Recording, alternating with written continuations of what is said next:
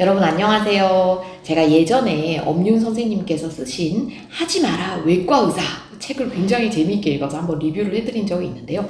이번에 2권이 나왔더라고요. 여기서 동감 가는 내용을 몇 개를 좀 이제 발췌독을 해가지고 여러분께 읽어드리고자 하겠습니다. 첫 번째, 이거 책 이제 시작하기에 앞서가지고 저는 이제 갈수록 저랑 굉장히 상극인 집단이 공무원이라고 이제 많이 느끼고 있어요. 근데 어렸을 때는 생각해보면 공무원이랑 이렇게 안 맞다고 잘 안 느꼈던 것 같은데 왜 이렇게 갈수록 답답하고 불합리한 집단으로 제가 느끼는 걸까? 항상 좀 궁금했거든요. 근데 이 책을 읽으면서 답을 좀 찾았습니다. 제가 84페이지 있는 글을 읽어드리도록 할게요. 대구 코로나 사태 기억나시죠? 초반에 막 그때 이야기예요. 그게 의사들은 그래요. 의사들은 의대 다닐 때부터 혼자 진단하고 검사하고 치료하는 거를 기본으로 해서 트레이닝을 받고 워낙에 급박한 상황에서 빠른 판단을 해야 되기 때문에 모든 과정을 혼자 판단하고 실행하도록 훈련되어 온 사람들이라 디시전 메이킹이 빠르고 그걸 누구한테 물어보지 않아도 혼자 결정하는 데 익숙한 사람들인데 공무원들은 자기가 스스로 어떤 결정을 하지 못하고 계통을 밟아서 위로 올려서 위에서 결정을 해줘야지만 다시 일이 아래로 내려오는 구조를 가진 거라 결정 속도가 느릴 수밖에 없습니다. 그러니 의사들은 그걸 보면서 복장이 터지고 한심하다고 생각하는 것이고 더군다나 코로나 팬데믹 같은 사상 초유의 응급 상황에서는 빨리빨리 의사결정이 되어야 실행을 하는데 그 의사결정 구조가 여러 단계로 돼 있으니 그게 답답할 수밖에 없는 거죠. 의사 세계는 자기가 혼자 판단하고 치료할 수 있는 능력을 가져야지만 시장으로 풀려져 나와서 그때서야 비로소 의사로서 살아갈 수 있게 하는 구조인데 공무원들은 자기 마음대로 어떤 결정을 할 수가 없는 구조라서 느릴 수밖에 없는 것 같습니다. 그런데 반대로 생각하면 공무원 입장에서는 의사를 보면서 와, 쟤는 지네 마음대로 결정을 하지? 쟤 저렇게 마음대로 결정해도 되는 거야? 우리처럼 계통을 밟아서 올라가야지 왜 쟤들 마음대로 하는 거지? 아니 그러고 왜 나한테 화를 내? 이게 내 마음대로 할 수 있는 게 아닌데 왜? 근데 의사들은 이거 빨리 막아야 되는데 왜 안 해? 이러는 거죠. 근데 이게 나쁘다는 건 아닌데 이제 의사 입장에서는 말도 안 되는 소리인데 또 공무원 입장에서는 그것도 쟤네가 이상한 거죠. 그러니까 결국 두 집단 사이에 괴리가 있다는 겁니다. 근데 이런 괴리를 이겨내고 이 대구 그때 코로나 사태를 굉장히 잘 했던 공무원들은 나름대로 굉장히 또 협조를 잘해주고 의사들도 정말 사명감을 갖고 일했던 이 에피소드가 있어서 좀 기억에 남는 편입니다. 자, 이제 두 번째 에피소드를 읽어드리도록 할게요. 이 두 번째 에피소드는 엄유 선생님이 코로나 그 기간 동안에 1년간 개원하셔서 벌었던 돈이 한 3천만 원이 조금 넘는다고 합니다. 한 달 아니에요. 1년간 버셨던 돈이 3천만 원입니다.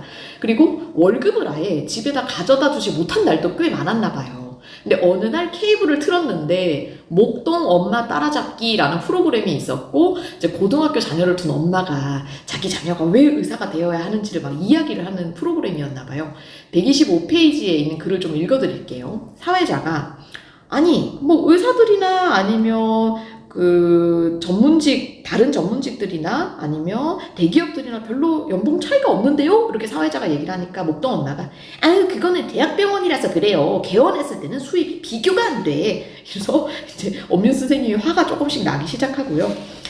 이제 목동 엄마들이 아유 의사는 돈을 잘 벌지만 정작 자기 자신은 그 돈을 쓸 시간이 없어서 와이프랑 애들만 좋잖아요. 나는 그래서 내 딸을 의사 시키기보다는 의사 사위를 얻는 게 좋을 것 같아. 호호호호 이런 말을 하고 있습니다. 근데 이걸 이제 같이 그 엄유 선생님의 와이프가 보고 있었는데 와이프가 화가 난 거예요. 의사 와이프가 되게 좋은 직업이라고 이 목동 엄마가 얘기를 하니까 그래서 와이프가 TV 쪽으로 빵을 던지면서 저런 터진 주댕이라고 말 함부로 하고 자빠졌네. 무슨 돈을 엄청 벌어? 무슨 개뿔 돈을 신나게 쓰고 다녀? 몇 개월째 돈을 한 푼 못 받았는데 억대 연봉은 무슨 의사 사위?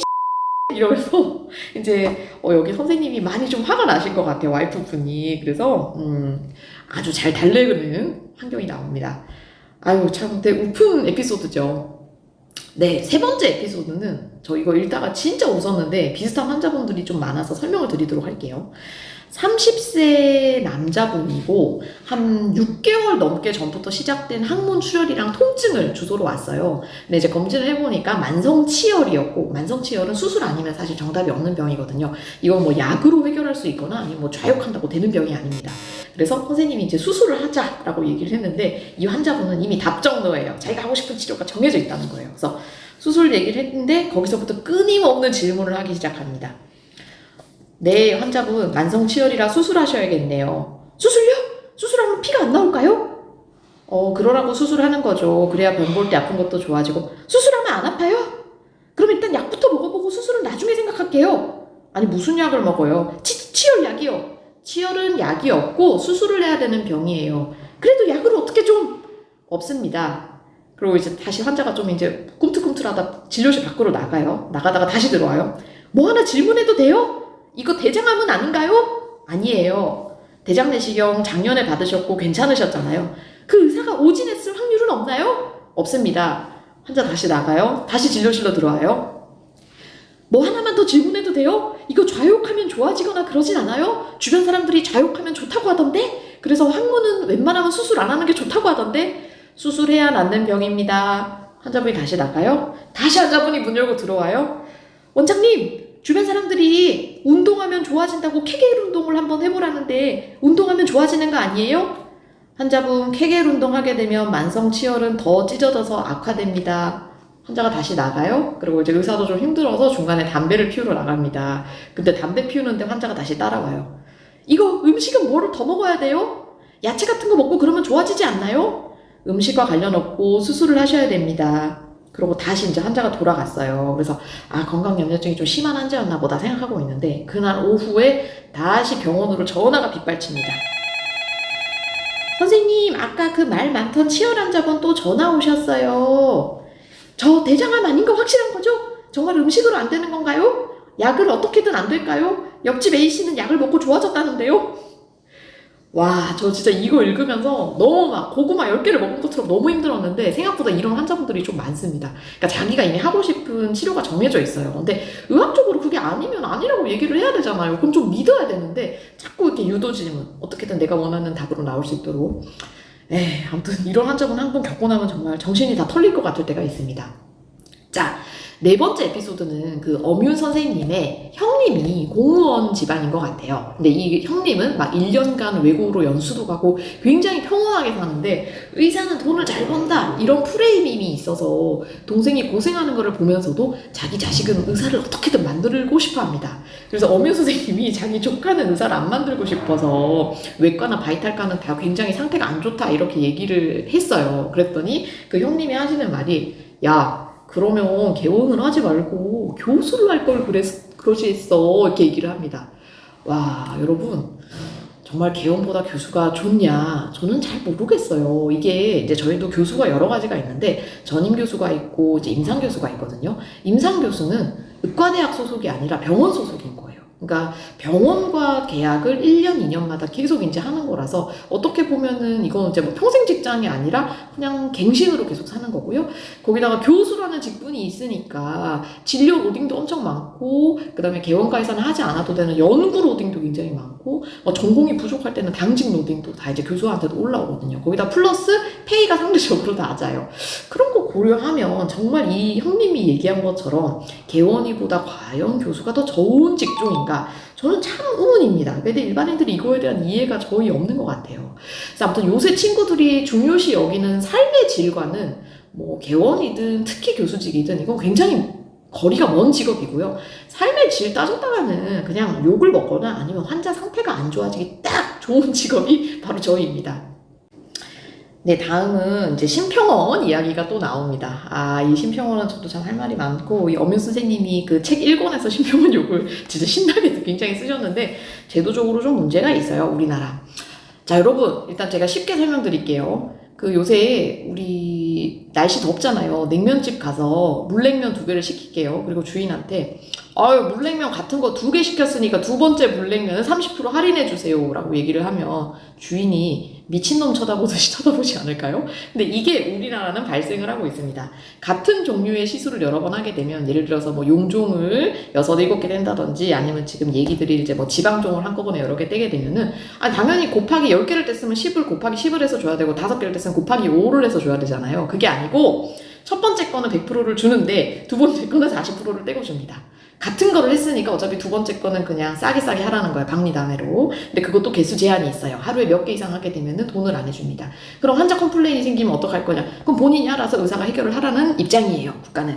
자, 그래서 여기 나왔던 이제 증례를 얘기를 해주면 지방종증 환자라 그래서 몸에 왜 여기저기 지방종 혹 많은 분들 있잖아요. 15개의 혹을 가진 환자가 온 거예요. 근데 환자는 바쁘니까 이 15개의 혹을 하루에 떼달라고 엄윤 선생님한테 요청을 했습니다.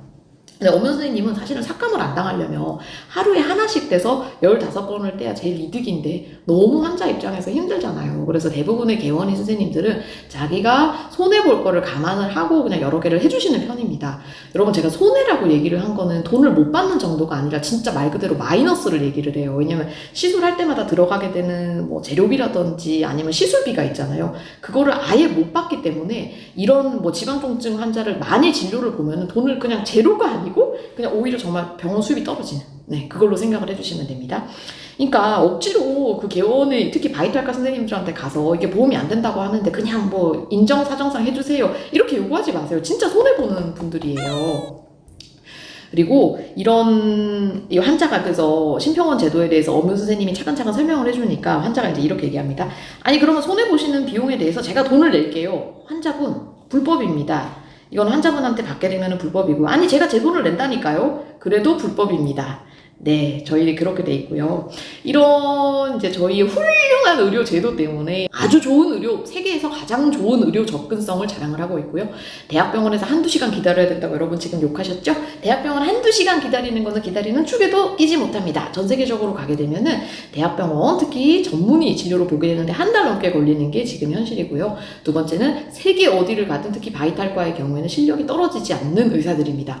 여러분, 내과든 외과든 저희 나라 의사들만큼 이렇게 실력 좋고 수술 잘하시는 선생님들 계시면 정말 좀 모시고 가보십시오. 저는 본 적이 없습니다. 정말 이 수가에 이 정도 노동 강도로 이 정도로 환자를 열심히 진료하는 나라는 장담하건대 우리나라밖에 없습니다. 그리고 세 번째, 중증질환이라든지 아니면 희귀질환이 있을 경우에는 국가의 전폭적인 지지가 있어서 이 환자분들은 환자 본인 부담금이 5% 내지는 10%에 해당이 됩니다. 그리고 국가에서 비용을 다 내주는 거예요. 근데 이제 이렇게 좋은 의료 제도가 있다는 거는 사실은 누군가가 손해를 보기 때문에 가능한 거거든요. 근데 이제 그 손해 보는 집단이 사실은 의사인데 환자들은 의사는 돈을 많이 벌고 나쁜 놈들이라는 프레임에서 벗어나지 못하고 있는 것 같습니다. 여러분, 프레임에 자꾸 이제 휘둘리시게 되면은 정치에 놀아나게 됩니다. 여러분, 진실을 좀 볼 필요가 있어요. 자, 그래서 엄윤 선생님이 이제 이런 바이탈 과다 보니까 얼마나 더 불합리한 일을 많이 당하셨겠습니까? 그리고 이런 거에 대해서 쌓이다 못해 여기 거의 절규하는 부분이 나오는데요. 이 절규하는 부분이 저도 너무 마음에 와닿아서 이 부분은 좀 읽어드리도록 할게요. 339페이지입니다. 제도 자체를 요양기간 당연지정제, 청구대행제로 발을 꽁꽁 묶어놓아서 도저히 바이탈과, 다른 말로 하면 필수 진료과나 기피과를 해서는 먹고 살 수가 없게 만들어 놓고선 의사들에게 왜 필수 진료과를 하지 않는가? 돈만 바라보는 의사 새끼들 구역질 난다. 히포크라테스 선서를 잊지 마라. 이런 구조적 전반적 모순을 가르쳐 주려고 해도 들을 생각도 하지 않고, 아 몰라. 하여튼 의사들은 나쁜 놈들이야. 의사들은 돈 많이 벌잖아. 사명감도 없는 새끼들 등등 비난만 해댄다. 어디 그뿐인가? 자기는 유방학대수라는 성형외과를 차려놓고서 당연지정제나 청구대행제에 속하지도 않으면서 의사들은 일해야 한다며 가져야 하는 사명감에 대해 주절거리는 파렴치한 성형외과 의사에게는 사람들이 참의사라고 환호하고, 정작 사람을 살리려는 사명감으로 기피과를 선택한 내과 의사는 불과학적인 일로 법정 구속을 시켜버린다. 너무 모순적이지 않나? 필수과를 선택하지 않도록 만든 제도, 필수과를 선택하면 깎아대는 진료비, 필수과를 선택한 의사들이 먹고 살지도 못할 정도로 낮은 수가, 1년에 3천만 원이에요. 필수과를 선택한 의사들에 대한 사회적 비난, 필수과를 선택한 의사들에 대한 형벌, 그러면서도 필수과를 선택하지 않는다고 한다. 도대체 어쩌라고? 결국 시스템이 바뀌지 않고서는 절대 필수과를 선택하지 않을 텐데도 그걸 알면서도 절대 바뀌지 않는 시스템. 그 핑계로 슬그머니 들이미는 응서제도. 가끔 이 나라가 정말 제대로 이성을 가진 나라가 맞는가 하는 의심이 든다. 굉장히 좀 세게 쓰셨지만 네, 큰 골자는 저도 거의 비슷하게 생각합니다. 그 바이탈 굉장히 고생하는 과면은 거기에 맞게 좀 대우를 해주고 수가도 현실화를 시켜야 되는데 현실화가 안 돼 있어요. 그 현실 안 된 게 여러분 그냥 좀 못 보는 정도라고 생각하셨죠? 현실이 이렇습니다. 그리고 이러다 보니 자꾸 이제 비바이탈과 성형외과라든지 이제 그런 데로 많이 가게 돼서 잘 모르겠어요. 한 10년 후 이제 QOL을 많이 따지는 저희 MZ세대가 본격적으로 의사 집단에 들어오게 되면 저희도 참 분위기가 조금 더 바뀌지 않을까 생각하는데 걱정이 많이 됩니다. 아무튼 여러분, 저는 그냥 개인적으로 이 하지 마라 외과의사 2권이 1권보다 조금 더 재밌었어요. 그래서 제가 1권은 사실 뭐 살 필요까지는 없고 그냥 이제 얘기만 들으셔도 된다고 했는데 2권은 일반인이 읽어도 굉장히 많이 도움되고 좀 1권에 비해서는 많이 어조를 좀 낮추신 것 같아요. 그래서 한번 궁금하시면 의료가 어떻게 돌아가고 그 다음에 외과 의사들, 바이탈과 의사들이 어떤 식으로 고생하고 있는지에 대해 한번 아시고 싶으시면 사서 읽어보시는 거 추천드립니다. 선생님 항상 흥하세요. 응원합니다.